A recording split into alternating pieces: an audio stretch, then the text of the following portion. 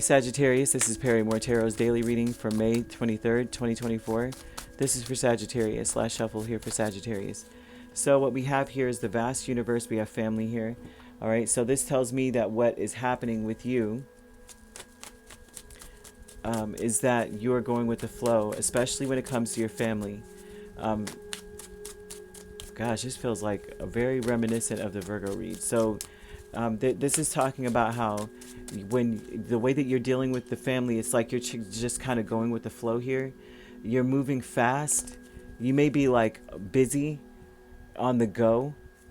Your family may feel ignored, but it's like there's a peace with them as well. But they may also be in this place of maybe ignoring what you're saying or what you're doing. Okay. All right, there are a lot of cards flipped over. I'm just going to let them go there. Okay. All right, so what fell out? The Sun, Seven of Wands, High Priestess, Eight of Wands. This is telling me that you're on the go. I'm seeing you being on the go, right? I'm seeing that you have waited for some time, you've been fighting for something or trying to get this a level of attention. And this could be your family energy as well, but you were trying to get some kind of positive attention. This is positive. You've been listening to your intuition, focusing more on the positive. You've been, this is saying that you've been attempting to do so, like getting whatever attention you wanted to get out of a family dynamic. You were trying to get more positive feedback, more positive actions, fight for that, like you'd want that reciprocated back to you, fighting for the positivity that there. The vast universe is saying judgment. Eight of Wands, Five of Wands, Page of Swords. This is telling me that you may, like, you're naturally drifting away from the family unit. You are naturally kind of waiting on them, watching them. This isn't something you're deliberately going, you know what, I'll fix them. They don't want to pay attention to me, or they don't want to be positive, or they don't want to be optimistic or act, fight for that. They're very easily angered. They argue. This would be someone within a family unit that no matter what you do, it's like you observe that their first go-to response will be anger, and then you're able to. It's almost like you match energy with that person. The vast universe, that though as well, is saying that you are naturally kind of like prone to drifting away from them. The family, Four of Swords and the Six of Pentacles, is saying that it's almost petty a little bit. If you're going to ignore me, I'm going to ignore you. If you're at peace, then I'm at peace. If you're good, I'm good. But it doesn't. This is a tactic or argument or like a competition. I don't see them doing it or reciprocating energy or mirroring energy for the good.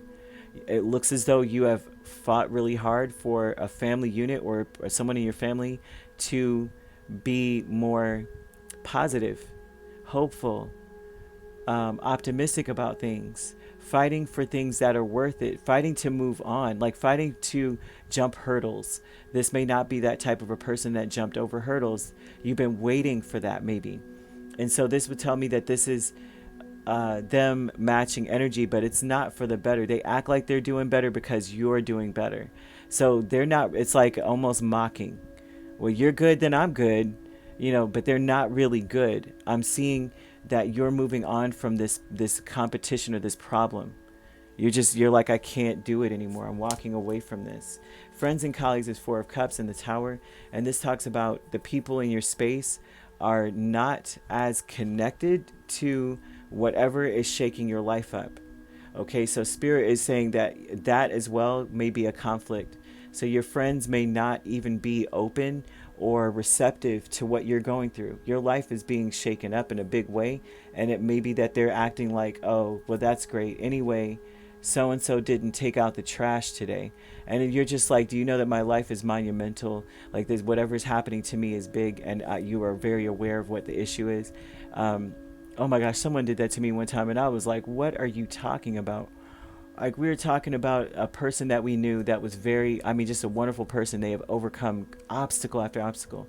And I'm like, this person, really, their parent had them out in the streets doing things that they shouldn't be doing to pay bills at a very young age. They were like 12 years old, and their parent didn't mind that they were, a street, on the street, basically doing things that they shouldn't be doing. And they were also abused by them and the many boyfriends that they had, or whatever. This person goes and turns to me and it's like, they think they had it hard. I had my parents, and my two brothers, and I had to iron all the clothes all week, every day. Like whenever they did laundry, I was the one that had to iron everything. And I'm just like, okay. So this may be that kind of vibe where you'll look at them and go, that's great, but did you have to support you had just had to iron them? Oh, okay.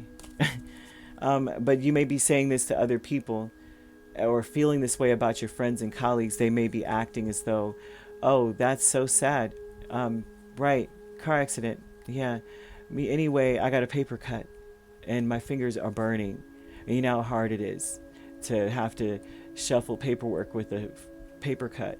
And it's like, you're just like, you may feel very disconnected from your friends, because it seems like they're disconnected by their own little side of the street and the issues they may be going through as well. I'm not seeing big issues more than any. I mean, they could be.